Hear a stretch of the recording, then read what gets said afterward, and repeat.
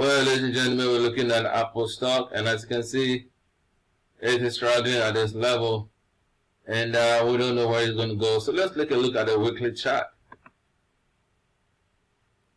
As you can see, there was price rejection here, but if during the week the price is able to break through at this level, then I'm expecting this stock to decline up to this particular level here, and where it's going to find support and continue this journey.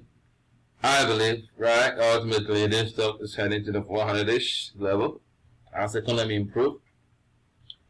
So it is a good buy.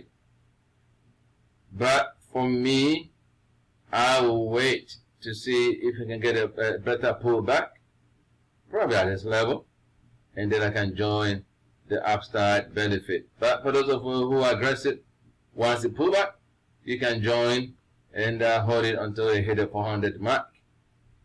I hope this helps, and I'll see you next time.